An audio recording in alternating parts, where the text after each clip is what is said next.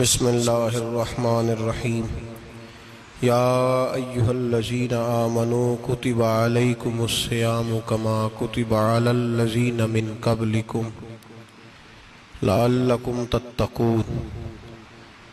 قال النبی صلی اللہ علیہ وسلم لکل شیء زکاۃ و زکاۃ الجسد الصوم، او کما قال صلی اللہ علیہ وسلم صدق اللہ العظیم و صدق رسولہ النبی الکریم۔ ان اللہ و ملائکتہ یصلون علی النبی یا ایہا الذین آمنوا صلوا علیہ وسلموا تسلیما۔ اللہم صل علی سیدنا و مولانا محمد معدن الجود والکرم وآلہ وصحبہ وبارک وسلم۔ حمد و صلاۃ کے بعد قرآن مجید سورہ بقرہ، اللہ تبارک و تعالیٰ نے ارشاد فرمایا یا ایھا الذین آمنوا کتب علیکم الصیام، اے ایمان والو تم پر روزے فرض کیے گئے، کما کتب علی الذین من قبلکم، اسی طرح جس طرح تم سے پہلے لوگوں پر فرض کیے گئے تھے، لعلکم تتقون، تاکہ تم پرہیزگار ہو جاؤ، متقی ہو جاؤ، اللہ سے ڈرنے والے بن جاؤ، گناہوں سے بچنے والے بن جاؤ، اپنی زندگی کو رب رسول کے احکامات کی روشنی میں گزارنے والے بن جاؤ۔ روزہ ایک پریکٹس ہے، ایک مجاہدہ ہے، ایک جد و جہد ہے۔ جد و جہد کس چیز کی؟ اللہ کی رضا کے مطابق اپنے آپ کو ڈھالنے کی جد و جہد۔ صوم کا لغوی معنی ہوتا ہے رک جانا۔ حلال رزق سامنے پڑا ہے، حلال مشروب سامنے پڑا ہے، حلال رشتہ بیوی کا موجود ہے، لیکن ان سب چیزوں سے حالت روزہ میں رکنا، اللہ کی رضا کے لیے رکنا، اس کا نام روزہ ہے۔ صوم کا معنی رکنے کے ہیں، پرہیز کرنے کے ہیں، بچنے کے ہیں۔ ہر چیز موجود ہے لیکن اللہ کا حکم نہیں ہے تو لہٰذا کھا نہیں سکتے۔ تو رب فرماتے جب جائز چیزیں تو میری مرضی کے بغیر میرے حکم کے نہیں کھا سکتا، تو نے رکنا ہے تو حرام کیسے کھا لیتا ہے؟ جب جائز چیز کے لیے تجھے حکم ہے، میں کہوں تو کھائے گا، میں کہوں تو نہیں کھائے گا، میں نے حکم دے دیا جائز ہے، روٹی ہے، کھانا ہے، گوشت ہے، تیری فریج میں پڑا سارا کچھ، تو با اختیار ہے، منہ میں دانت بھی ہیں، ہضم کرنے کو ہاضمہ بھی ہے، بھوک کی شدت بھی ہے، پر میری اجازت کے بغیر تو کھا سکتا؟ روزہ رکھ لیا، اب تجھے حکم نہیں کہ تو کھائے۔ جب جائز چیز میری مرضی کے بغیر نہیں کھا سکتا تو ناجائز کیسے کھائے گا؟ میرے نبی پاک علیہ السلام نے اپنے خوبصورت الفاظ کے اندر اس مفہوم کو بیان فرمایا۔ محبوب پاک صلی اللہ علیہ وسلم فرماتے جس نے جھوٹ نہیں چھوڑا، غیبت نہیں چھوڑی، برائی نہیں چھوڑی، اللہ کو اس کے بھوکے پیاسے رہنے کی کوئی ضرورت نہیں۔ وہ کاہے کا رکا ہے؟ جب کوئی کام تو اس نے اللہ کی رضا والا کیا نہیں۔ روزہ رکھ کے دغا کر رہا ہے، روزہ رکھ کے جھوٹ بول رہا ہے، روزہ رکھ کے کم ماپ رہا ہے، تول رہا ہے، دھوکہ دے رہا ہے، رشوت لے رہا ہے، فراڈ کر رہا ہے، حرام کا مال اکٹھا کر کے کہتا ہے اس میں سے چلو 10 دیگیں بھی پکا دیں گے۔ وہ بھائی جو کام اللہ نے تجھے کرنے کا حکم دیا تھا، جب تو وہ بجا ہی نہیں لا رہا، مقصد روزہ ہی تو حاصل، لعلکم تتقون۔ روزے کا مقصد یہ ہے کہ تو پرہیزگار ہو جائے۔ میرے نبی پاک علیہ السلام کی بارگاہ عالی مرتبت میں 2 عورتیں آئیں، یہ چیزیں کھا لو، کہنے لگی محبوبہ ہم نے روزہ رکھا ہوا ہے۔ فرمایا نہیں، تمہارا تو روزہ نہیں ہے، حضور رکھا ہوا ہے روزہ، سحری سے لے کر اب تک کچھ نہیں کھایا، شام تک بھی نہیں کھائیں گی۔ محبوب نے فرمایا ذرا کہہ تو کرو، الٹی تو کرو۔ کہہ کی تو ان کے حلق سے خون بھی نکلا اور گوشت کے لوتھڑے بھی نکلے، پھوٹیاں بھی نکلی۔ نبی پاک نے فرمایا وہاں بیٹھ کے تم نے اپنے جاننے والوں کی غیبت نہیں کی، چغلی نہیں کھائی؟ خاموش ہو گئیں، گردنیں جھک گئیں۔ نبی پاک نے فرمایا تم نے قرآن نہیں پڑھا کہ جو اپنے بھائی کی غیبت کرتا ہے وہ مردہ بھائی کا گوشت کھاتا ہے؟ تو گوشت کھا کے بھی تمہارا روزہ رہ گیا ہے۔ کس طرح کا روزہ ہے کہ صاحب روزہ رکھ کے نہ رکھنے والوں پہ تنقید کر رہے ہیں۔ تراویحاں پڑھ کے نکلے ہیں تو کہتے ہیں میں اکیلا ہی نیک ہوں، باقی تو محلے میں کوئی پڑھتا ہی نہیں۔ یہ کیسا تیرا روزہ ہے کہ تو روزہ رکھ کے تو اس کے مقصد کو نہیں سمجھا؟ لعلکم تتقون، روزہ دار تو وہ ہے کہ روزہ رکھا ہوا ہے، کھانے بھی سے رکا ہے، پینے سے بھی رکا ہے، عمل زوجیہ سے بھی رکا ہے، پھر وہ جھوٹ سے بھی رکے، غیبت سے بھی رکے، بدنگاہی سے بھی رکے، حرام خواری سے بھی رکے ساری چیزوں سے۔ یہ بتلائیے کہ روزے کی حالت میں اپنی بیوی کے پاس جانا منع ہے تو غیر محرم کو دیکھنا جائز ہے؟ ہمارے ٹی وی پہ میں نے پہلے بھی کہا تھا کہ ہم ٹھیکیدار اور ذمہ دار نہیں ہیں مذہب کے۔ یہاں ہمارے آنے سے پہلے بھی کوئی بیٹھا تھا، ہم مریں گے تو یہاں ہم سے بڑے بڑے نیک لوگ بیٹھیں گے، کوئی بندہ ذمہ دار نہیں ہے۔ بڑے بڑے کج کلا، صاحب جبہ و دستار، بڑے بڑے صاحب بصیرت، آئمہ، فقہاء، علماء، زعماء، نقباء، صوفیاء، اولیاء، غوث، کتب، ابدال، اوتاد، کتب الاقطاب، جانے کون کون آئے، علماء آئے، مفسرین آئے، محدثین آئے، گزر گئے۔ ہم تو خاک نشین لوگ ہیں، تھوڑا کام کرنے والے، تھوڑی صلاحیت رکھنے والے۔ لیکن بھائی اگر کرتے ہیں تو ایک کام کرتے ہیں، ساتھ دوسرا نہیں کرتے۔ یہ کس طرح کا دین سکھانے لوگ نکلے کہ شوال سے لے کر شعبان تک گانا سنایا جائے گا، شعبان سے لے کر شوال تک ناچ گانا کیا جائے گا، شوال سے لے کر شعبان تک دھما چوکڑی ہوگی، رمضان آئے گا تو حدیثیں سنائی جائیں گی، رمضان آئے گا تو لوگوں کو قرآن پڑھ کے سنایا جائے گا۔ یہ مذہب بانج نہیں ہے کہ گویے مذہب سکھائیں گے، ایکٹر مذہب سکھائیں گے۔ یہ مذہب بانج نہیں ہے کہ ایک گلاس کے اندر پہلے شراب پی لو، پھر اسی گلاس میں رمضان آئے تو شہد بانٹنا شروع کر دو۔ یہ بانج نہیں، یہ میرے رسول اللہ کا مذہب ہے۔ اگر تمہیں شوق ہے دین سیکھنے سکھانے کا، یکم رمضان کو توبہ کرو اور کہو کہ ہم ٹی وی پہ بیٹھ کے حدیثیں سنائیں گے تو سارا سال سنائیں گے، اور جس زبان سے حدیث نکلے گی پھر اس سے کبھی گندا گانا نہیں نکلے گا، پھر کبھی ناچ گانا نہیں ہوگا۔ یہ کون سا مذہب ہے جو بیویاں سکھا رہی ہیں؟ یہ کون سا دین ہے جو عورتیں سکھا رہی ہیں؟ میرے رسول پاک صلی اللہ تعالیٰ علیہ وآلہ وسلم کا وہ مذہب ہے کہ میرے اعلیٰ حضرت فاضل بریلوی رحمت اللہ علیہ نے فرمایا، مرد کے لیے جائز نہیں کہ وہ عورت کی زبان سے میلاد بھی سنے، نعت بھی سنے۔ مرد کے لیے جائز نہیں، مرد کو مرد سکھائے گا، عورت سکھائے گی تو عورتوں کو سکھائے گی۔ بے شک آپ سویرے فتویٰ دیجئے کہ چھوٹی سی مسجد میں بیٹھ کے، چھوٹے سے کونے میں بیٹھ کے چھوٹا سا مولوی، اور وہاں تو اتنے بڑے مفتی ٹی وی پہ بیٹھے ہوئے، وہ غلط ہے تو صحیح ہے کیسے ہو گئے؟ سنو، میرے نبی پاک علیہ الصلوۃ والسلام کے مذہب کا حسن یہ ہے کہ اسلام کہتا ہے ایک نظر بی بی کو دیکھا کسی نے غلطی سے تو معافی ہو جائے گی، دوسری نظر شہوت سے دیکھا تو حرام ہے اس کے لیے، وہ پاکستان کا مولوی ہو یا سعودی عرب کا شاہ ہو، کسی کے لیے عورتوں کے بیچ پھرنا اٹھنا بیٹھنا جائز ہے۔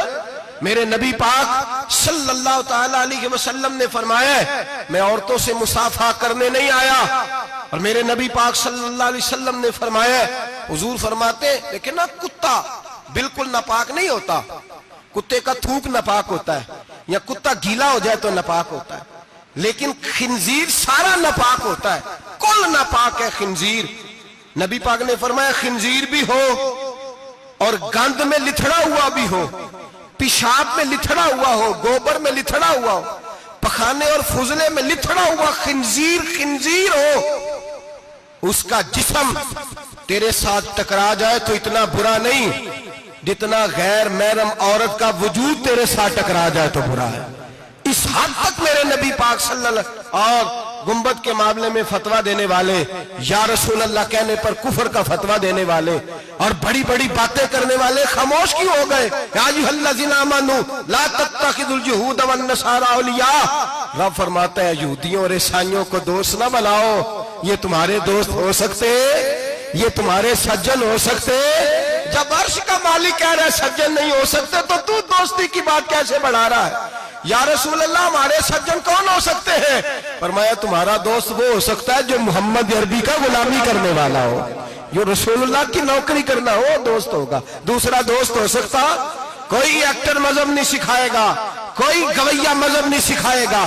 حضرت جناب سیدنا جنید بغدادی، بغداد کے پیر سے کسی نے پوچھا تھا آج سے 1100-1200 سال پہلے، وہ تو زمانہ ویسے نیکی اور پرہیزگاری کا تھا، کہا بابا جی مرد اور عورت نیک ہو، بغیر پردے کے، بغیر حجاب کے، بغیر دیوار کے بیٹھ کر ایک دوسرے کو دین سکھا سکتے ہیں؟ حضرت صاحب بتائیے، مرد اور عورت نیک ہو تو بغیر پردے اور حجاب کے ایک دوسرے کو دین سکھا سکتے ہیں؟ تو حضرت جنید بغدادی فرمانے لگے، سکھانے والا حسن بصری ہو اور سیکھنے والی رابعہ بصری ہو تو پھر بھی بغیر پردے کے بیٹھنے کی اجازت نہیں۔ تو مفتی صاحب کو اجازت کس نے دی؟ مولانا صاحب کو اجازت کس نے دی؟ بڑا وہ نہیں ہوتا جو ٹی وی پہ زیادہ آتا ہے، بڑا وہ ہوتا ہے جو رسول اللہ کے دین پہ عمل زیادہ کرتا ہے۔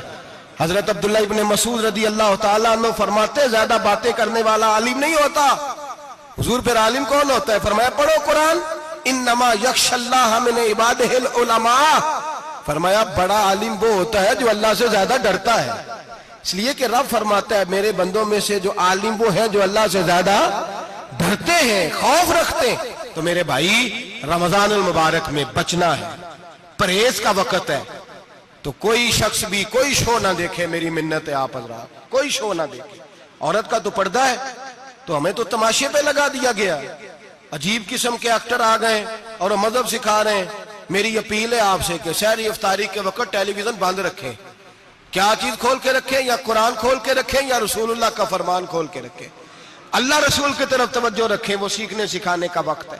چھوڑیں، گویوں سے دین سیکھا جائے گا، ہمیں کوئی شکوہ نہیں، یہ پکی توبہ کریں، سویرے آئیں آ کے دین سکھائیں۔ اور میں ان سے بھی اپیل کروں گا کہ آؤ دین سکھاؤ۔ حضرت فضیل بن عیاض فرماتے ہیں میں ڈاکو تھا، کبھی کبھی چھپ چھپا کے جمعہ پڑھا کرتا تھا، پھر میں نے توبہ کی تو سچی توبہ کی، پھر میں نے توبہ کی تو رب کو راضی کرنے والی توبہ کی، پھر میں نے توبہ کی تو چھوڑی ہر شے، غریبوں کا لوٹا ہوا مال واپس کیا، جس کے پیسے نہ دے سکا اس کے گھر میں جا کے اس کی بھینسوں کو چارہ ڈالا، اس کے اونٹوں کی خدمت کی، میں نے قرضے چکائے۔ فرمایا میں سچی توبہ کر کے مسجد آیا، جس خطیب کے پیچھے میں جمعہ پڑھا کرتا تھا وہ میرے ہاتھ پہ بیعت کر کے مرید ہو گیا۔ اللہ تبارک و تعالیٰ نے اپنے بندوں کے دل میری طرف پھیر دیے، پھر تمہیں اس میں انعام دینے کی ضرورت نہیں پڑے گی، پھر تم کٹیا نشین بن کے بھی دین پھیلاؤ گے تو اللہ اس میں تاثیر پیدا فرما دے گا۔ تو روزے کا معنی رکنا ہے، روزے کا معنی بولیے، روزے کا معنی رکنا، کس سے؟ جھوٹ سے، غیبت سے، بدی سے، بدنگاہی، کھانے پینے۔ روزہ کس پہ فرض ہے؟ امیروں پہ کہ غریبوں پہ؟ جی کہنے نے میں تو کام ہی میرا تو کام ہی محنت مزدوری والا، میں کیسے روزہ رکھوں؟ میں تو دیہڑی لگاتا ہوں تو روزہ کیسے رکھوں؟ میں نے نہیں کسی حدیث میں پڑھا کہ روزہ وہ رکھے جو دفتر میں بیٹھتا ہے۔ صحابہ کے زمانے میں تو دفتر ہوتے ہی نہیں تھے، کسی جگہ نہیں لکھا ہوا روزہ وہ رکھے گا جو اے سی میں بیٹھتا ہے، تب تو اے سی تھے ہی نہیں۔ حضرت ابوبکر صدیق رضی اللہ تعالیٰ عنہ سے لے کر جناب بلال تک سارے اپنے ہاتھ سے کام کرتے، سارے اپنے ہاتھ سے کام کرتے، سارے۔ حضرت عمر فاروق رضی اللہ تعالیٰ عنہ خلیفہ وقت ہونے کے باوجود مال غنیمت کے اونٹ چرنے جاتے تھے تو چراگاہ میں چھوڑنے میں جاتے تھے، لینے بھی آتے تھے واپس۔ سارے لوگ اپنے ہاتھوں سے مشقت والے کام کرتے، حضرت بلال مزدوری کرتے، سلمان فارسی مزدوری کرتے، مقداد مزدوری کرتے، صحابہ مزدوریاں کرتے، روزے رکھتے۔ اور رمضان کے جانے کا وقت ہوتا تو در رسول پہ کھڑے ہو کے عرض کرتے محبوبہ دل نہیں بھرا، دل کرتا ہے کبھی رب سارا سال ہی روزے عطا کرے، سارا سال رمضان دے تو ہم سارا سال روزے رکھنے کو تیار ہیں۔ جذبہ تھا، طاقت تھی، ہمت تھی۔ آج نوجوان لڑکا ہے کہتا ہے مجھ سے بھوک برداشت نہیں ہوتی۔ میرے بھائی رب بیماری لا دینا، اللہ سے دعا مانگے اللہ شفائے عطا فرمائے، اور دعا کرے اللہ آزمائش سے محفوظ فرمائے۔ آپ یقین کریں میں نے لوگوں کو دیکھا ہے حلق سے قطرہ نہیں اترتا، خوراک کی نالی لگی ہوئی ہے، اعلیٰ غذائیں پکی ہوئی پڑی ہیں، عرش کا مالک کہتا ہے میں تیرے حلق سے گزرنے نہیں دوں گا، قانون بن گیا۔ میں نے دیکھا ہے ڈرپ پہ لوگ زندہ ہیں، بوتل لگی ہوئی ہے گلوکوز کی، گزارا چل رہا، اعلیٰ غذائیں پڑی ہیں، لاکھوں روپیہ تجوری میں پڑا ہے۔ مالک کہتا ہے تو نہیں کھا سکتا تو وہ کھانے نہیں دیتا، نہیں کھانے دیتا۔ ایک شخص یورپ کے علاقے کا، میں کسی کالم نویس کا پڑھ رہا تھا، وہ کہتا ہے میری خربوں میں جائیداد ہے لیکن میرے معدے میں ایسی تکلیف ہے کہ میں آٹے کو چھان کر جو اوپر سے بورا نکلتا ہے صرف وہ کھا سکتا ہوں، اس کے علاوہ میں کائنات کی کوئی نعمت کھا نہیں سکتا۔ اور میرے بھائی وہ جب چاہے تو بڑے بڑے کھانے سے تجھے روک دے، تیرے دانت چبانے کے قابل نہ رہے، زبان نگلنے کے قابل نہ رہے، معدہ تیرا ہضم کرنے کے قابل نہ رہے، وہ جب چاہے تو جو مرضی کر لے۔ وہ کہتا چل تو میری مرضی پہ چلنا، 1 مہینہ میرے کہنے پہ نہ کھا، 1 مہینہ میرے کہنے پہ نہ کھا تو یا اللہ تو کیا کرے گا؟ فرمایا صوم تصحو، میرے نبی پاک نے فرمایا تم روزے رکھو، اللہ تمہیں صحت عطا فرما دے گا، اللہ تندرستیاں دے دے گا، شفائیں دے دے گا۔ تم روزے رکھو، اللہ تمہیں، سبحان اللہ، اللہ تمہیں، اللہ طاقت دیتا ہے، ہمت دیتا ہے، اللہ ہمت دیتا ہے۔ میں نے دیکھا ہے، میں نے بزرگوں کو دیکھا ہے، ضعیف لوگوں کو دیکھا ہے، کمزور لوگوں کو دیکھا ہے، میں نے دیکھا ہے روزے رکھتے ہوئے، مزدوروں کو دیکھا ہے روزے رکھتے ہوئے۔ میں اپنے ابا جی کو کہتا ابا جی اتنی سخت گرمی اور مزدوری آپ کرتے اور مزدوری کے عالم میں روزہ رکھتے، تو کہتے پتر روزہ کی آندا ہے، روزہ کدوں کو جاندا ہے، روزہ اپنی جگہ تے بے مزدوری اپنی جگہ ہوتے۔ اور کئی دفعہ مینوں فرمان لگے، مینوں یار سمجھ کوئی نہیں لگدی، پتہ نہیں روزیاں چ اللہ طاقت کتھوں دے چھڑدا ہے اتنی زیادہ، کام بھی زیادہ کریدا ہے تے روزہ بھی بھائی صوم تصحو، میرے مصطفیٰ نے فرمایا تو روزہ رکھ، اللہ تجھے صحت عطا فرما دے گا۔ رب تعالیٰ تجھے، یہاں ہوٹل کھلے ہوئے ہیں، یہاں عجیب حالات ہیں، ہوٹل کھلے ہوئے ہیں، لوگ بہانے ڈھونڈتے پھرتے ہیں، کہتے ہیں کٹ لگ گیا تھا ذرا، تھوڑا سا خون نکل آیا، سنی پلاس لگائی ہے تو روزہ نہیں رکھا، یہ ذرا مجھے تھوڑی دقت ہو گیا تو میں نے روزہ نہیں رکھا، کھانسی لگ گئی ہے تو روزہ نہیں رکھا۔ او خدا کے بندے، روزہ تو نعمت ہے۔ اور سبحان اللہ، میرے نبی پاک نے فرمایا لِكُلِّ شَيْءٍ زکات وَزَكَاتُ الْجَسَدِ الصَّوْمُ، فرمایا ہر شے کی زکات ہوتی ہے، وجود کی زکات روزہ ہے، روزے رکھو جسم کی زکات نکل جائے گی۔ فاقہ کرنا بھی میرے نبی پاک کی سنت ہے، مسواک کرنا بھی سنت ہے، اور فاقہ کرنا بھی، مسواک والی سنت زیادہ اپناتے ہیں لوگ، فاقہ کرنا بھی نبی پاک کی سنت ہے۔ ایک صاحب مجھے کہنے لگے جناب بیٹھ کے کھانا حضور کی سنت ہے، میں نے کہا کبھی کبھی نہ کھانا بھی نبی پاک کی سنت ہے، نہ کھانا بھی حضور کی سنت ہے۔ اور ہمارے فقہاء نے لکھا ہے جو روٹی زیادہ کھاتا ہے اس میں 2 باتیں پیدا ہو جاتی ہیں، کیا کیا؟ ایک بولتا زیادہ ہے، دوسرا سوتا زیادہ ہے، غافل ہو جاتا ہے۔ فقہ اور حکیم اطباء ڈاکٹر کہتے ہیں کہ پیٹ خالی رہے نا جس آدمی کا، اس کا حافظہ مضبوط ہوتا ہے، اس کے ذہن کی گرہ کھلتی ہے۔ زیادہ کھانے سے تو خماری چڑھتی ہے، دماغ ڈھونڈتے پھرنا روٹی کدھر سے آج اچھی ہے، گھر میں نہیں پکی تو ہوٹل چلے جانا، کھانے کے سوا اور کام ہی کوئی نہیں۔ اور صاحب میرے نبی پاک علیہ السلام نے فرمایا کافر 7 آنتوں سے کھاتا ہے، 7 آنتوں سے، اور فرمایا میرا مومن 1 آنت سے کھاتا ہے، اس کے وجود میں کھانے والی 1 آنت ہے، کافر 7 آنتوں سے کھاتا ہے۔ فاقہ کشی سے نورانیت پیدا ہوتا ہے، کم کھانا۔ دیکھیں نا نبی پاک صلی اللہ علیہ وسلم نے اللہ سے فاقہ مانگ کے لیا ہے، یا اللہ 1 وقت روٹی دے، 1 وقت کا فاقہ دے، مانگ کے لیا ہے نبی پاک نے، مانگ کے۔ حضرت ابو ہریرہ رضی اللہ تعالیٰ عنہ فرماتے ہیں بھوک زیادہ لگتی تھی نا جب مجھے، تو میں حضرت عمر سے، ابو بکر سے، عثمان، مولا علی سے کوئی مسئلہ پوچھ لیتا تھا، اور جب میں مسئلہ پوچھتا تھا تو وہ مجھے روٹی کھلا دیتے تھے، جب میں ان سے مسئلہ پوچھتا تو وہ مجھے، حضرت ابو ہریرہ فرماتے ہیں مجھے بھوک لگی، میں حضرت عمر کے پاس گیا، ان سے مسئلہ پوچھا، ان کا رواج تھا جب میں مسئلہ پوچھتا تو پہلے روٹی کھلاتے۔ ہمارے بزرگ یہ فرماتے ہیں کہ کھانے کھلا کے دین پڑھاؤ، صرف تمہارا کتب خانہ نہیں کھلا ہونا چاہیے، تمہارا دسترخوان بھی کھلا ہونا چاہیے۔ کسی نے نبی پاک صلی اللہ علیہ وسلم سے پوچھا تھا بہترین مسلمان کون ہے؟ حضور نے فرمایا جو سلام لینے میں پہل کرے اور روٹی زیادہ کھلائے، جو روٹی ہر وقت فکر کرے آ یار تو روٹی کھا لے، روٹی کھانے کی طرف توجہ دلائے۔ کھلانا سنت ہے، زیادہ کھانا اس میں بھی فرق رکھے۔ تو نبی پاک صلی اللہ علیہ وسلم کے صحابی حضرت ابو ہریرہ رضی اللہ تعالیٰ عنہ فرماتے ہیں میں نے حضرت عمر سے مسئلہ پوچھا، میں نے کہا حضور مسئلہ بتائیں، تو کہتے پہلے ان کی عادت تھی جب میں مسئلہ پوچھتا تو روٹی بھی کھلاتے، آج انہوں نے مسئلہ ہی بتایا ہے، روٹی کوئی نہیں کھلائی۔ تو مجھے کہنے لگے ابو ہریرہ تو سوچتا ہوگا روٹی نہیں اس نے پوچھی، تو نے کب سے کھانا نہیں کھایا؟ میں نے کہا آج صبح سے۔ تو جناب عمر کہنے لگے میں نے کل صبح سے نہیں کھایا۔ چل ابو بکر صدیق کے گھر مسئلہ پوچھتے ہیں، کہتے ہیں جناب صدیق اکبر کے دروازے پہ گئے، جا کر کے ان سے مسئلہ پوچھا۔ ان کی بھی عادت تھی جب کوئی مسئلہ پوچھنے جاتے تو دسترخوان بچھا لیتے، کہتے آؤ روٹی بھی کھلاتا ہوں مسئلے بھی بتاتا ہوں۔ کہتے ہیں گئے تو انہوں نے بھی مسئلہ بتایا، روٹی کوئی نہ پوچھی۔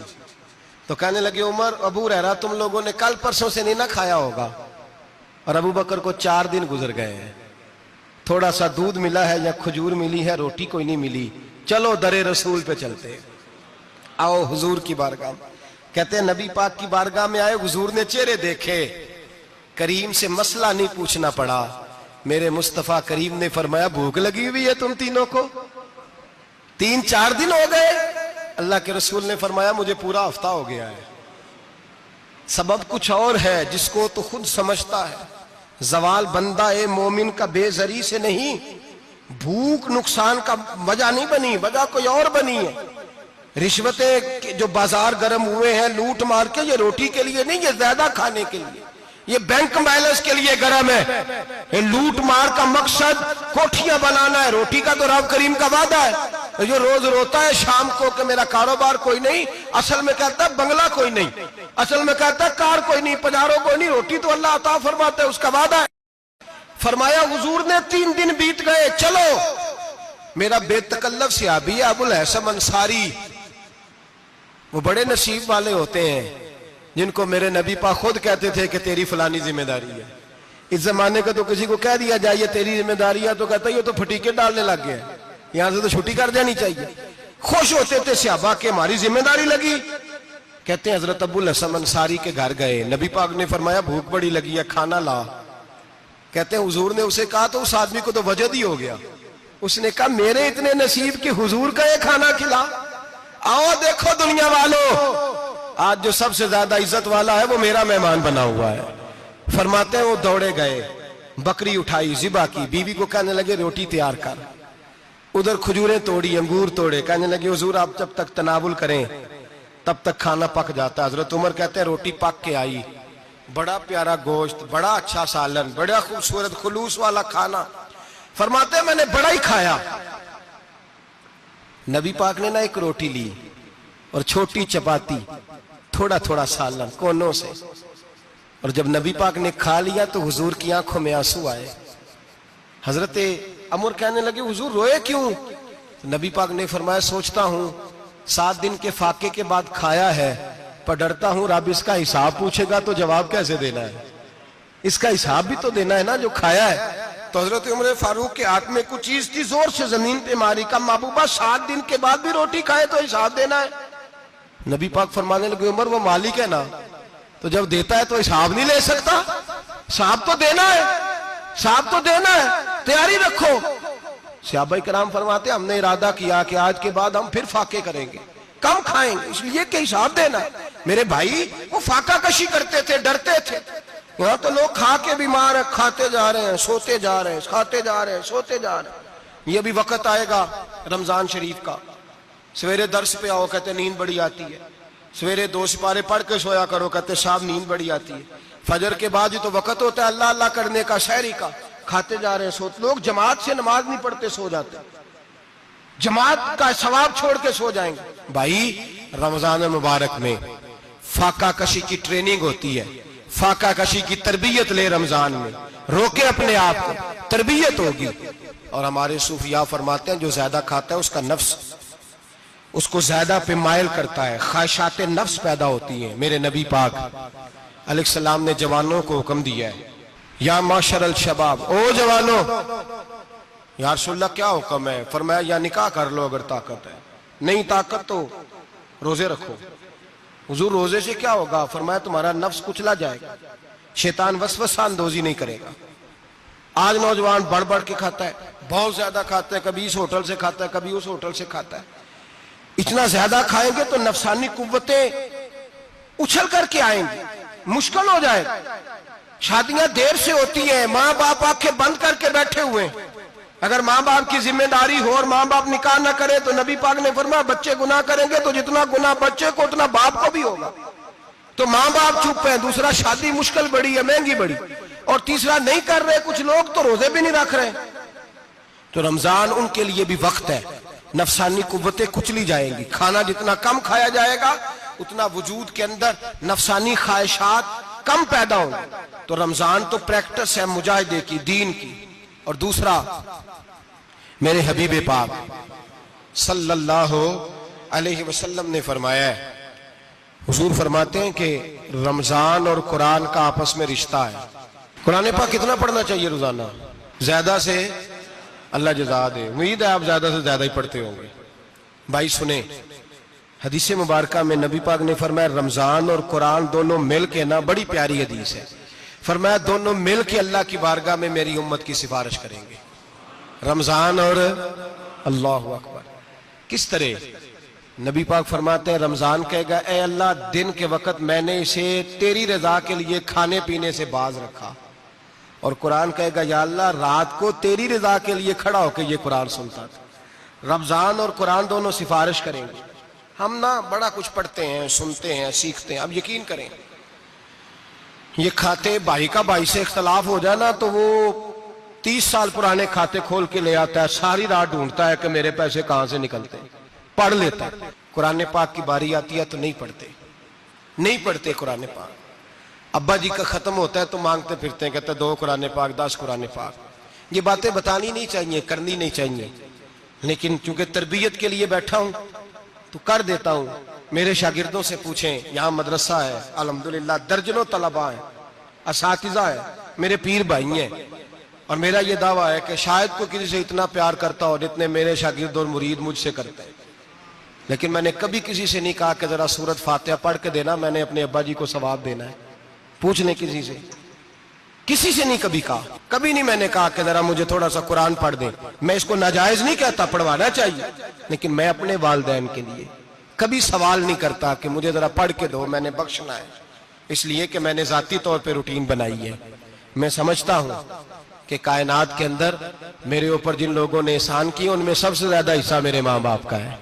میں سمجھتا ہوں اس بات، کتنا نالائق ہوں میں کہ میں 1 مہینے میں ایک قرآن پاک بھی پڑھ کے ان کی روح کو احسال نہیں کر سکتا۔ میرا یہ طریقہ ہے ذاتی، میں قدغن نہیں لگاتا، میرا ذاتی طریقہ یہ، الحمد سے شروع کرو اور 2 سورتیں چھوڑ کے قرآن پاک ختم کر دو آخری، اور پھر فلق اور ناس صورتیں ساتھ لے جاؤ۔ یہاں بیٹھ کے سالے ثواب نہیں کرنا، ختم نہیں دلانا، ساتھ لے جاؤ، قبر پہ کھڑے ہو جاؤ اور فلق اور ناس صورتیں قبر پہ بیٹھ کے تلاوت کرو، اور جو قرآن مجید پڑھا ہے ان کی روح کو وہاں احسال کرو۔ او بھائی، اولاد جب ماں باپ کے لیے پڑھتی ہے تو اسے کہنا نہیں پڑتا اللہ بخش دے، اس لیے کہ اولاد کی نیکیاں خود بخود ماں باپ کے کھاتے میں جمع ہوتی ہیں، خود نیکیاں جمع ہوتی ہیں۔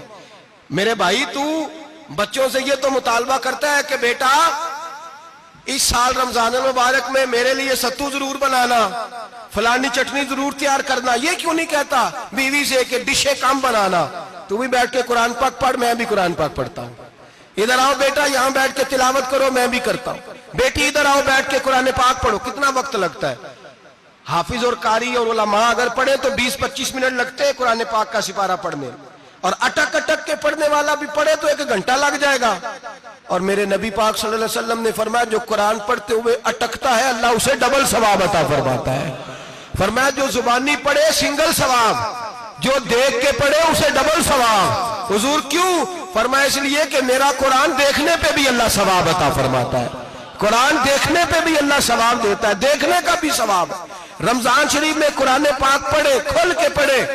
اور میرے بھائی اگر تیرا بچہ پڑھے، اگر تیری بیٹی پڑھے، کائنات کا خوش نصیب باپ وہ ہے کہ بیٹا قرآن پڑھے، چاہے ناظرہ ہی پڑھے، جس کی بیٹی پڑھے۔ زندگی میں انہیں اس کام پہ لگا جاؤ، مرنے کے بعد بھی پڑھیں گے۔ امام جلال الدین سیوطی شافعی رحمت اللہ علیہ فرماتے ہیں حضرت عیسیٰ قبر کے پاس سے گزرے، قبر پہ عذاب ہو رہا تھا، اللہ کا غضب برس رہا تھا، جناب عیسیٰ استغفار پڑھتے ڈرتے گزر گئے۔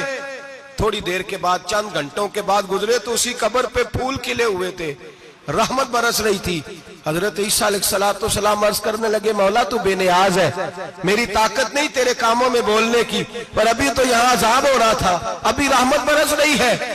جناب عیسیٰ کہتے ہیں آواز خدا بندی آئی، عیسیٰ بندہ بڑا گناہگار تھا، پاپی تھا، مجرم تھا، خطا کار تھا، لیکن جب اس کا انتقال ہوا، اس کی بیوی حاملہ تھی، اس کے پیٹ میں بچہ تھا، بچہ اس کے انتقال کے بعد پیدا ہوا، آج وہ 4-4.5 سال کا ہوا ہے، مکتب میں گیا ہے، مدرسہ میں گیا ہے، استاد نے بسم اللہ شریف پڑھائی ہے، فرمایا اس نے توتلی زبان سے کہا ہے بسم اللہ الرحمن الرحیم، کہ عیسیٰ مجھے بتلا اس زمین پر وہ معصوم جسے ابھی رحمان اور رحیم کہنا نہیں آتا، وہ توتلی زبان سے مجھے رحمان اور رحیم کہے، اور میں اسی زمین پہ اس کے باپ کو عذاب دوں۔ فرمایا اس نے ایک بار رحمان اور رحیم کہا ہے، میں نے اس کی باپ کی قبر کو نور سے معمور فرما دیا ہے، نور سے بھر دی ہے قبر، برکت سے بھر دی ہے۔ اللہ کرے میرے بیٹے بھی قرآن پڑھے، اللہ کرے میری بیٹیاں بھی قرآن پڑھے، اللہ کرے ہم سب کی اولادیں قرآن پاک پڑھے۔ لیکن نا امام اعظم ابو حنیفہ رمضان میں 61 قرآن پاک پڑھتے تھے۔ کتنے؟ 60 تک۔ اللہ اکبر۔ ایک قرآن پاک دن میں پڑھتے پورا، ایک رات کو پڑھتے، ایک تراویح میں پڑھتے۔ 61 قرآن پاک امام صاحب پڑھتے۔ آپ فرماتے میں نے چھوڑ دیے ہیں سارے وظیفے، میں صرف رسول اللہ کا قرآن پڑھتا ہوں۔ رمضان سارا قرآن پاک، سارا رمضان۔ اب تو عادت ہی نہیں رہی ہمیں قرآن پاک کی۔ اگر لوگ ناراض نہ ہوں تو محفل نعت ہوتی ہے تو تلاوتیں کتنی ہوتی ہیں، اور نعتیں ہم نے ذوق ہی نہیں بنایا، ذوق ہی نہیں بنایا ہم نے تلاوت قرآن کا۔ اس لیے کہ قراء، علماء، فقراء ان کو ہم تیار ہی نہیں کر رہے، ہم تو ایکٹر پال رہے ہیں جو پیسے لیتے ہیں نعت خوانی کے، معاذ اللہ۔ او میرے بھائی، کیا قرآن میرے نبی کی نعت نہیں؟ حضرت عائشہ صدیقہ رضی اللہ تعالیٰ عنہ کے پاس صحابہ گئے، کہنے لگے اماں جی ہمیں نبی پاک کا اخلاق بتلائیں۔ تو اماں جی کہنے لگی جاؤ جا کے قرآن پاک پڑھو، کان خلقہ القرآن، سارا قرآن میرے نبی کے اخلاق کا انعام ہے۔ یہ ساری نعت ہے، یہ ساری نعت ہے۔ اس نعت کو سننے لوگ کیوں نہیں آتے؟ اتنا رش میں اپنے نعت میں اتنا تراویح پہ کیوں نہیں ہوتا؟ اور ملت کا جوان یاد رکھے، بوڑھے تراویحاں پڑھتے ہیں، ضعیف تراویحاں پڑھتے ہیں، گھٹنوں میں درد ہے تراویحاں پڑھتے ہیں، بیمار بوڑھے تراویحاں پڑھتے ہیں، جوان وہاں چوک میں کھڑے۔ کیا جوانی اس لیے ہے چوکوں میں کھڑا ہوا جائے؟ کیا جوانی اس لیے ہے کہ سعودی عرب جانے کے لیے پاسپورٹ بنانا ہو تو 2.5 گھنٹے کھڑا رہے تو؟ شناختی کارڈ کے دفتر تو کھڑا رہے، پروٹیکٹر کے لیے کھڑا رہے، کافروں کے سامنے کاسا لیسی کرنے کے لیے تو کھڑا رہے، تو نوکری پہ جائے تو ساری رات کھڑا رہے، اور تو قرآن کے لیے کھڑا نہیں ہوتا؟ میرے محبوب نے فرمایا من قام ایمانا واحتسابا غفر له ما تقدم من ذنبه۔ فرمایا جو رمضان المبارک میں اللہ کی رضا کے لیے گناہوں کی معافی کے ارادے سے قیام کرے گا، راتوں کو عبادت کرے گا، اللہ اس کے پچھلے سارے گناہ معاف فرما دے گا۔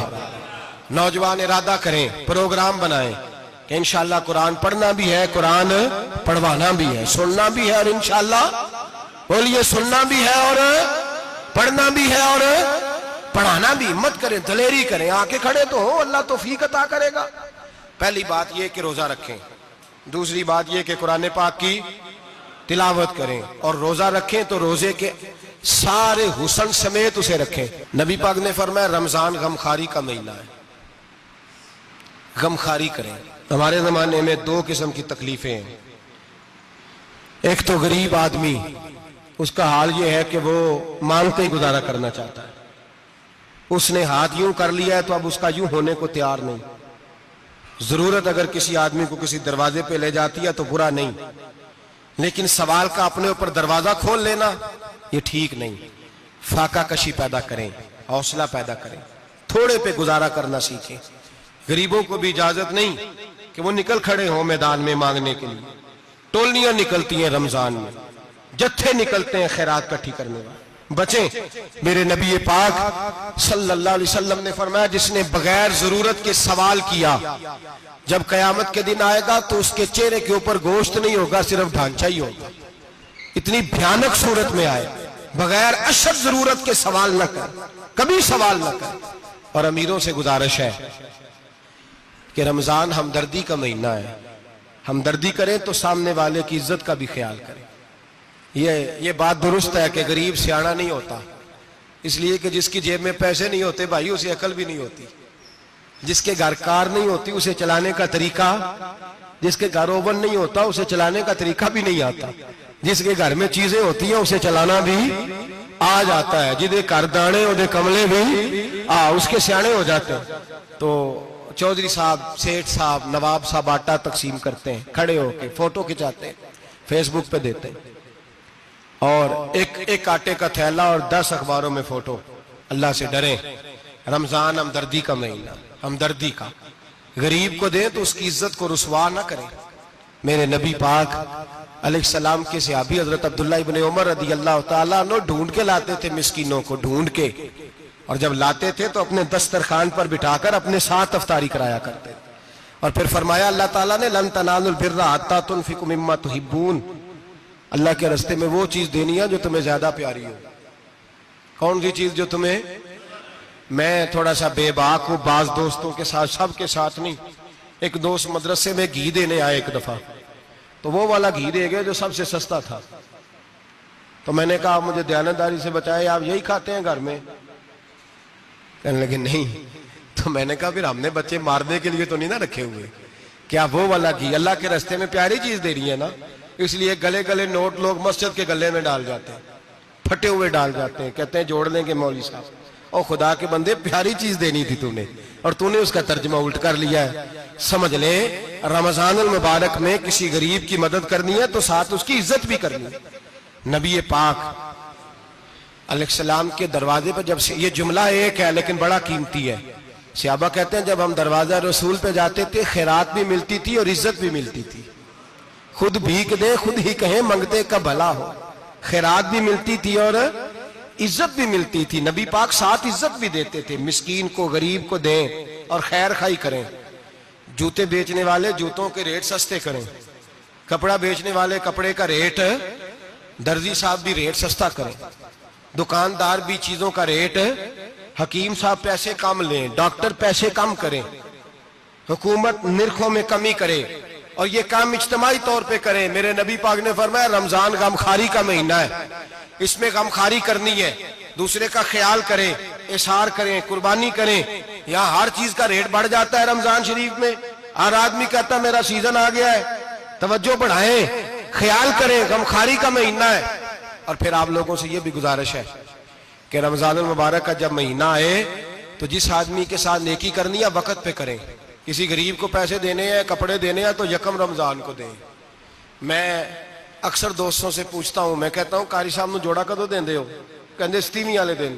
میں کہ مینوں لگ گئی سمجھ، تہاڈی سازش ہے کہ سواں کے پاہ نہ لوے. ایویں مولوی چودھری صاحب دے نال دے کپڑے پا لے تے کتنے لکھیا اینوں دینا 27. تسی دسو 27 والے دن کو درزی سی کے دیندا ہے، اونوں 3 گنا بھی پیسے دئیے تے کہندا جڑے باقی نے انہاں دے نہیں بٹن پہ لگ دے میرے کولوں، کتھوں جوڑا سی کے. تو کس دن دیتے ہو قاری صاحب کو؟ کیا مقصد ہے؟ پہننے کے لیے دے رہے ہو یا اس لیے دے رہے ہو کہ نہ پہن سکے؟ تو بھائی آپ جب کسی کو کوئی چیز دیں گے تو کب دیں گے؟ جب وہ استعمال کر سکے. غریب کو لوگ فطرانہ دینے جاتے ہیں عید سے ایک دن پہلے، تو کیا کرے گا اس کا؟ وہ نہ تو کپڑے خرید سکا نہ روٹی لا سکا. بلکہ میرے حضرت صاحب فرماتے ہیں رمضان سے پہلے دے دو، رمضان کی نیت کر کے رمضان سے 1-2 دن پہلے دے دو، اللہ رمضان جتنا ثواب ہی عطا فرمائے گا. رمضان سے پہلے دو جس کو کچھ ہے دن، قبل از وقت تیاری کرو. اور میرے قبلہ صاحب فرمایا کرتے اپنے کپڑے بعد میں، غریب کے بچوں کے کپڑے پہلے، اپنے گھر کی ضروریات بعد میں، غریبوں کی ضروریات.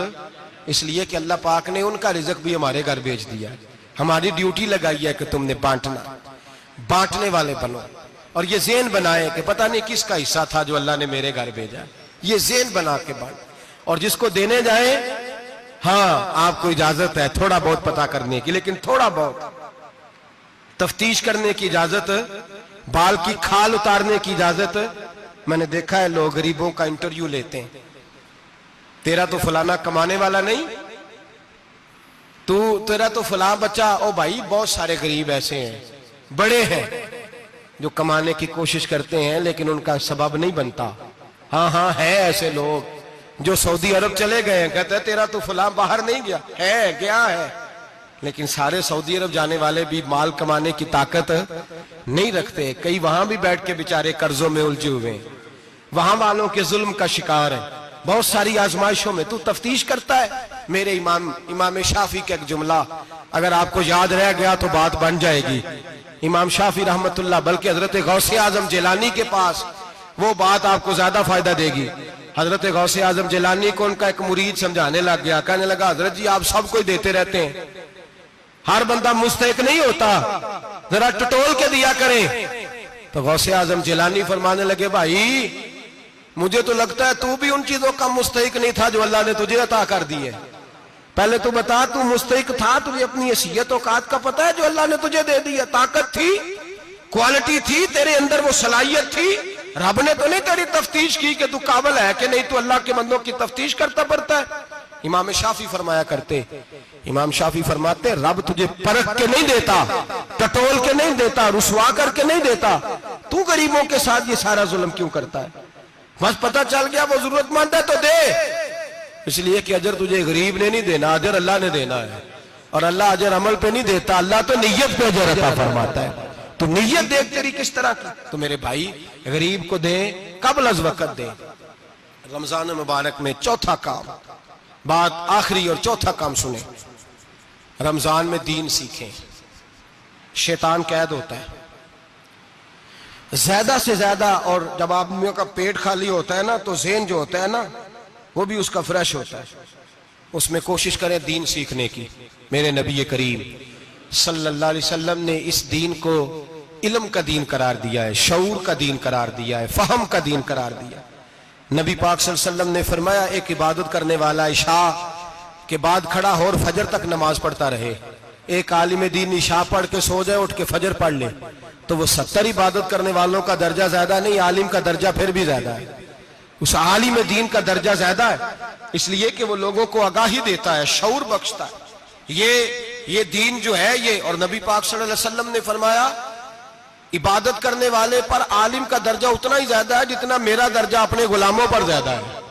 عالم کو حضور نے اتنا بڑا مقام دیا۔ دین سیکھیں، شعور حاصل کریں، یہ فقاہت کا دین ہے، شعور حاصل کرنے کا دین ہے۔